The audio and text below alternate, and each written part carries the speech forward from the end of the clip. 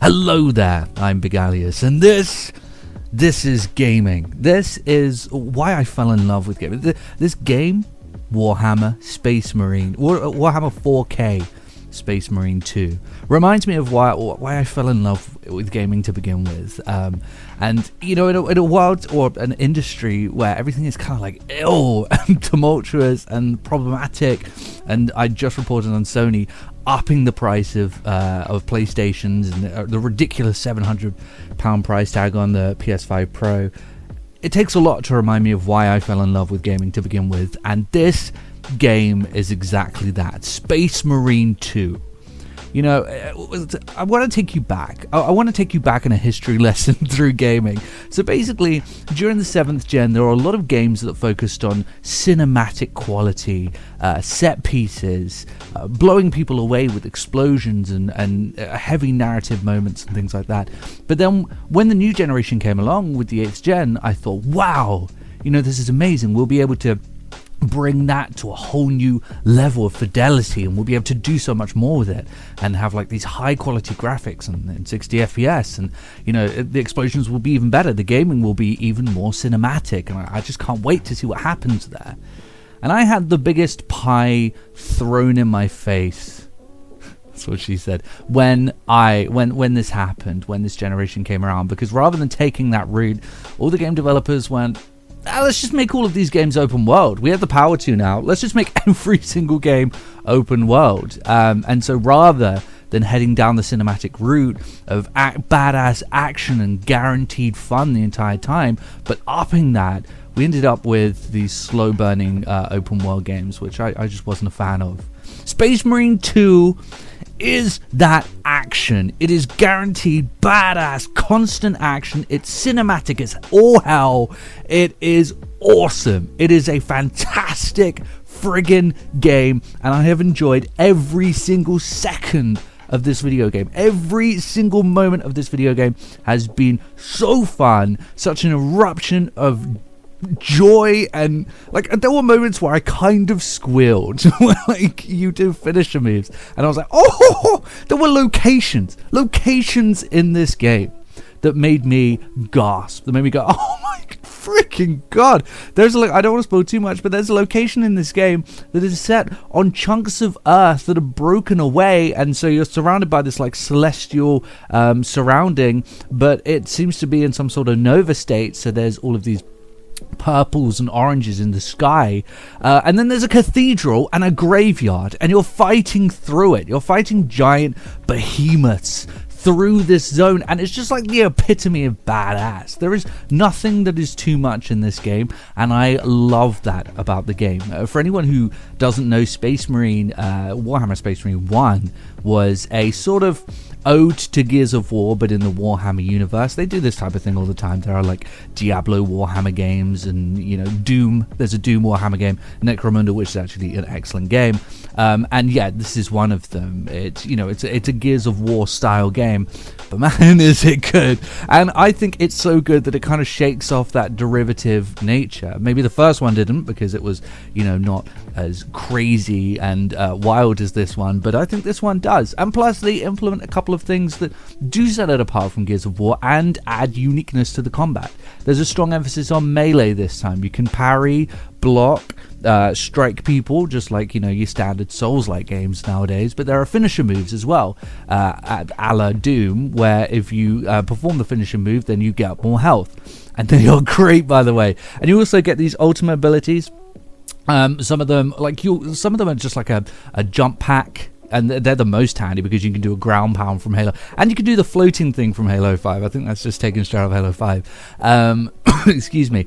And but there are also stuff like this extra power that you can do that just like it makes you stronger and regenerates your health as it's going on, as long as you're not taking hits. And you're going to need this.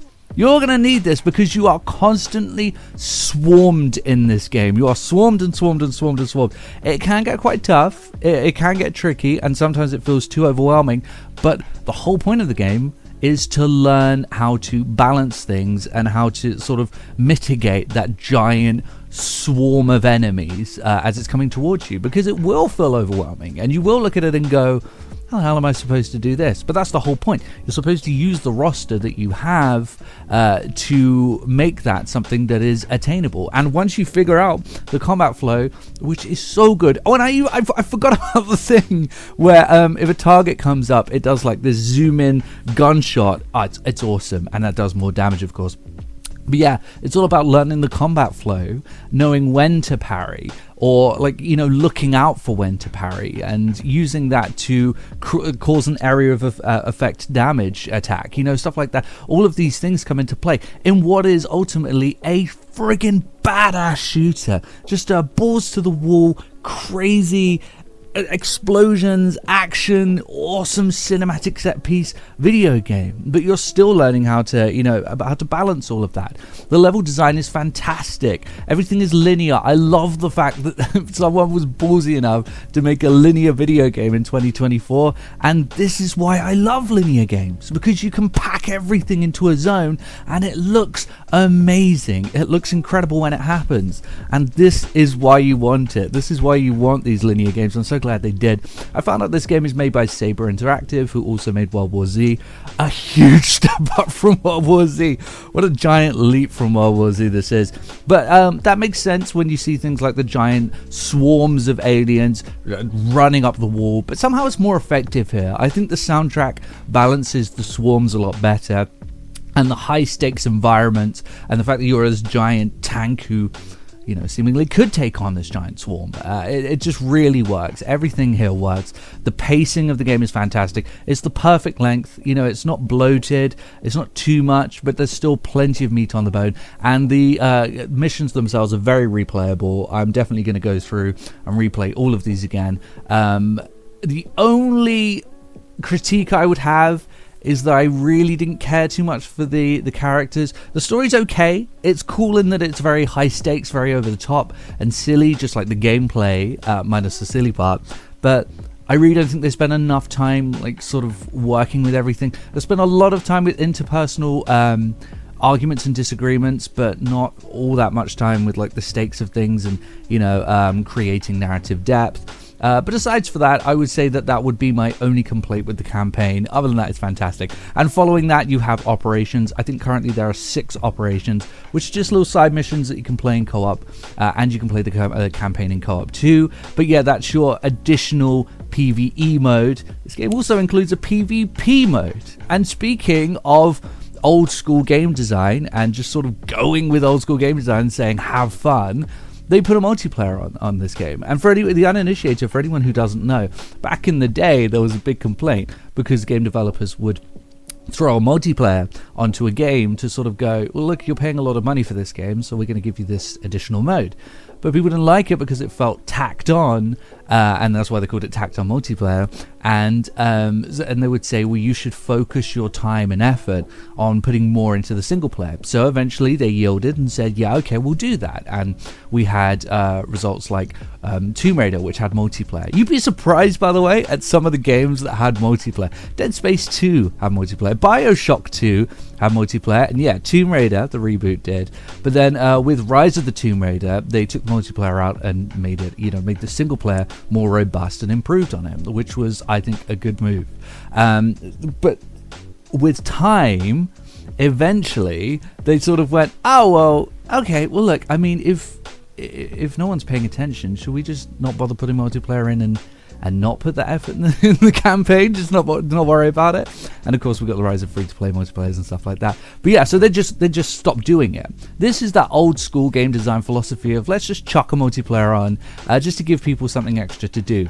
And the surprising thing is, I really like this multiplayer. I actually really think it's good. It's so bare bones and basic, but with the excellent, tremendous gameplay of this game, that it actually becomes really fun. It's not too overly complicated, not too complex. I'm not being, teabagged in a special animation by a clown face. Like, it's just very standard, basic multiplayer.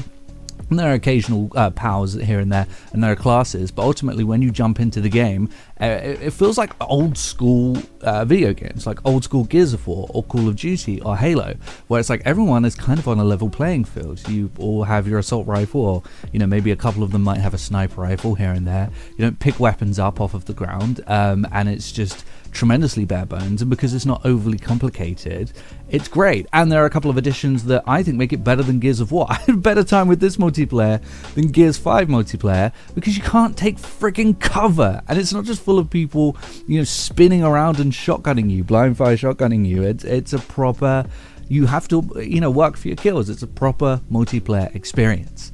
The weirdest thing about it, though, is that it feels as though, oddly enough, Saber or whoever, Focus, didn't want this to succeed, because they kind of buried this multiplayer away. You have to complete the first mission in the game, which you should, because it's tremendous, but that's an immediate, off-put for a lot of people.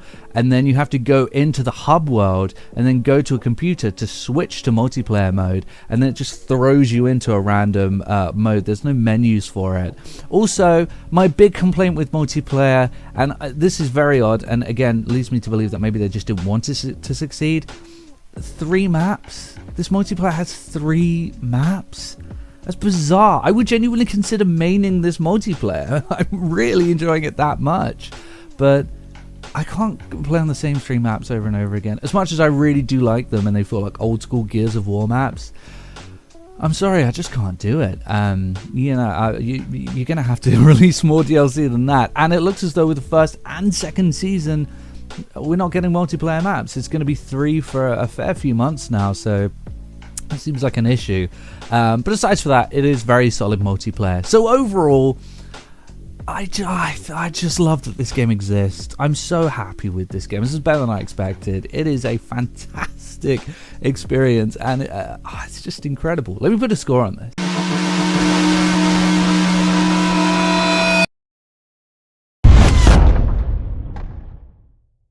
So I can't give it a 10. I'm not going to give it a 10 because 10 is reserved for like either a very perfect experience or an experience that is like refreshing and great at the same time. This, it does borrow a lot from other games, but it really is just incredible. If it wasn't for the story issues that I have and the fact that multiplayer is very, very bare bones and needs a lot of work, then maybe I'll be considering a 10. I really hope this game does well so we can get Space Marine 3, but when we do, just make the campaign again, but with different missions and a better story, and then expand on the PvP, and honestly, we could be looking at a 10. It's that good. This game is amazing, and yes, of course, I recommend it to absolutely everyone who's watching this, as long as you're over 18. Of course I recommend this. It's incredible. It's a fantastic game. And I'll see everyone later.